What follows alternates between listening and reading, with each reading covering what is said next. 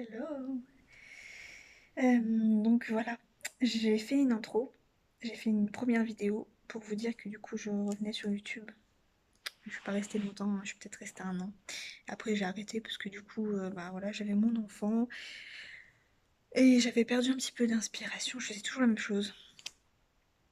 Et là je reviens avec un nouveau thème, du coup la grossesse, la maternité, les hauts bébés, tout ça, j'adore regarder ce genre de vidéos. Mais là, pour l'heure, ça va être une vidéo un peu blabla. Donc bon, je suis pas sur quelque chose de posé, je vais sûrement bouger dans tous les sens, il n'y a pas de fond, enfin si le fond de l'hôpital. Et du coup, c'est juste pour vous raconter un petit peu mes 9 premières semaines de grossesse. Donc ça sera pas enfin ça sera pas une vidéo premier trimestre en fait. Ça sera surtout les galères des premières semaines. Je pense que c'est comme ça que je vais l'appeler, les galères des premières semaines de grossesse. Je pense que ça sera le titre de la vidéo. Euh, du coup, il faut savoir que moi j'étais sous stérilet depuis la naissance de mon deuxième. Donc il a 5 ans, donc je crois que ça faisait 4 ans que j'avais le stérilet. Et en mai, du coup, j'ai décidé d'aller chez la sage-femme pour le faire retirer. Parce que du coup, bah, désir de grossesse, voilà. Et la dernière, je pense. En fait, on s'en souvient pas comment ça se passe la grossesse, que je pense qu'on n'en ferait pas d'autres. C'est compliqué. Euh, donc, je le retire en mai. Et du coup, ben, je suis tombée enceinte. Donc les dernières règles datent du 5 juillet, donc je suis tombée enceinte assez rapidement. Pour moi, c'était quand même long. Mais je pense que du coup, faut quand même avoir enfin, les pieds sur terre un petit peu. Il y a des mamans, enfin des femmes, des parents, qui n'arrivent pas à avoir d'enfants pendant 2, 3 ans, 4 ans, 5 ans. C'est compliqué. Donc 3 mois, c'est vrai que c'est pas grand-chose. Mais c'était quand même dur parce que du coup, bah, j'avais envie tout de suite, tout ça. Donc voilà, donc du coup, de mai à août, j'ai fait de nombreux tests qui étaient négatifs. Et bien évidemment, voilà, je suis pas tombée enceinte comme ça du jour au lendemain, hein, c'est sûr, il fallait que tout le corps se remette un petit peu en place parce que bah, le stérilet jette des hormones. Et donc du coup, elle m'a dit, il faut quand même que le cycle revienne. Donc du coup, je fais un test. J'ai fait un test du coup le 31 juillet parce que je sentais pas mes règles arriver. Je sentais pas enfin, les symptômes.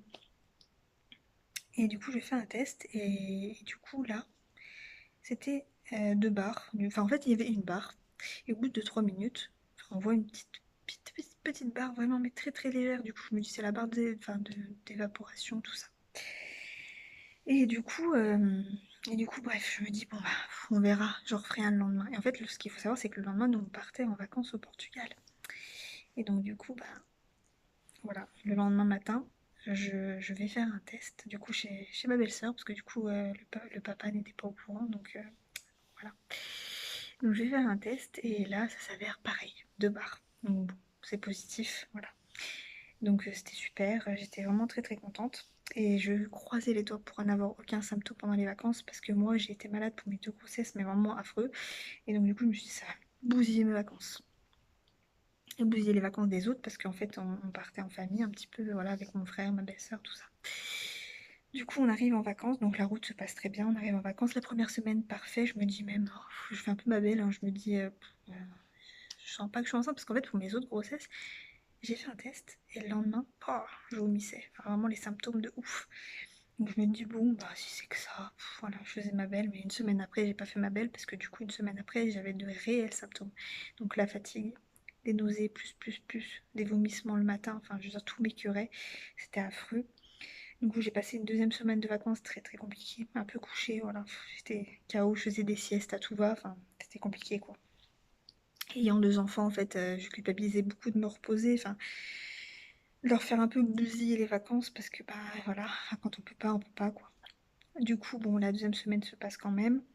On part. Donc de la route très compliquée parce que du coup, bah voilà, j'avais envie de vomir, enfin j'étais inconfortable, il faisait chaud, enfin, c'était dur, enfin vraiment, vraiment voilà. Donc je me suis dit, bon bah vivement que je rentre à la maison, ça ira peut-être mieux. Mais arrivé à la maison, je savais ce qui allait se passer. J'étais encore plus mal. Voilà. Donc je suis restée allongée. Je suis restée allongée, on a eu rendez-vous à la sage-femme, je crois. On est rentré le samedi. Non, n'importe quoi, on est rentré le lundi. Le mercredi, j'avais rendez-vous à la sage-femme. Vous savez, pour la première échographie un peu de datation, voir si l'embryon est bien en place dans l'utérus, tout ça. Donc tout va bien. Je lui dis que bah, je commence à avoir beaucoup de nausées, donc elle me donne un traitement. Euh, voilà, donc je sais pas si je peux dire les noms ici des traitements, enfin je préfère pas, je sais pas si je peux. Donc du coup elle me donne un traitement qui ne fonctionne pas spécialement, voilà. Du coup j'essaie quand même de trouver des solutions, manger petit par petit, boire de l'eau sucrée, un peu comme quand on a la gastro en fait. Mais bah, ça fait pas grand chose, en fait ça dépend des jours. Et tous les matins j'ai la nausée et j'ai des vomissements. Mais par contre la journée ça fluctue, en fait ça dépend.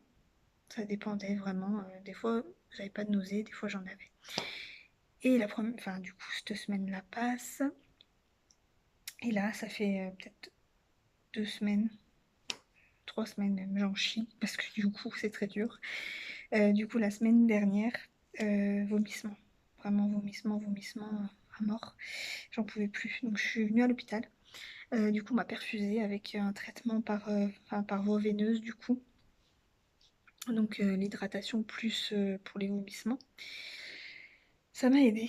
Ça m'a aidé, mais du coup, quand je suis ressortie, c'était pareil. Voilà, c'était trop compliqué. En fait, les traitements ne fonctionnent pas spécialement en fait quand on est à la maison. C'est vrai que par voie veineuse, c'est quand même mieux. Du coup, bref, ça fait même pas. Ça faisait quoi? Je suis restée.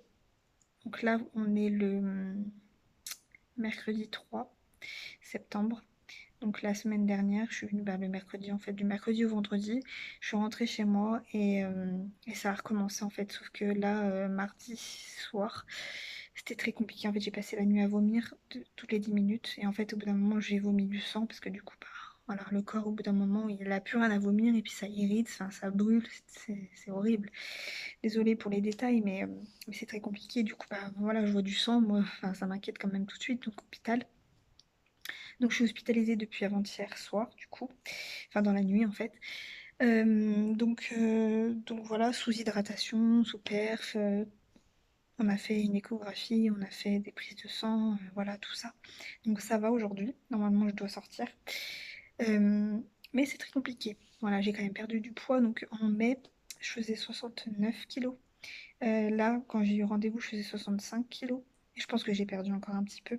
Mais de toute façon, fin septembre, j'ai une échographie, vous savez, du premier trimestre. Et à ce moment-là, je ferai une vidéo où je vous expliquerai tout, en fait, au niveau du poids, au niveau des symptômes, tout ça. Là, c'était vraiment une vidéo pour introduire une petite vidéo, en fait, pour parler de mon expérience des 9 premières semaines, qui sont très compliquées, pour envoyer tout mon soutien aussi aux femmes. Je sais que là, je regarde beaucoup de vidéos, en fait. Ça me rend pas heureuse de voir des femmes qui souffrent, mais par contre, ça me soutient dans le sens où je me dis, je suis pas seule, en fait. Enfin, c'est pas rare, c'est pas un cas exceptionnel. Voilà, puis surtout qu'en fait, j'ai déjà vécu, mais c'est vrai qu'on oublie, en fait, sinon on n'en referait pas d'autres, je pense, parce que ça fait souffrir, en fait. Normalement, je suis dans la... Enfin, 9 semaines d'aménorrhée, je suis quand même dans la montée où ça devrait aller mieux. Je croise les doigts. Donc voilà, donc c'est une petite vidéo introduction, voilà, pour revenir un petit peu, pour envoyer tout mon soutien. Et voilà, on n'est pas seul. Et je pense que en commentaire, si jamais vous voyez cette vidéo, ça serait bien que vous notiez votre petite expérience. Voilà. Et de toute façon, nous, on se retrouve très vite. À la fin du mois, du coup, pour la vidéo du premier trimestre, il y aura une vidéo de deuxième trimestre, troisième trimestre. Et il y aura des vidéos haul aussi sur ce que j'achète pour bébé, tout ça, le prénom, tout ça. J'adore ce genre de vidéos. Voilà, donc je vous laisse, je vous dis bon courage à toutes les mamans qui passent par là, toutes les mamans qui ont du mal à avoir des enfants, toutes les mamans qui souffrent le martyre pendant leur grossesse. Voilà, ciao.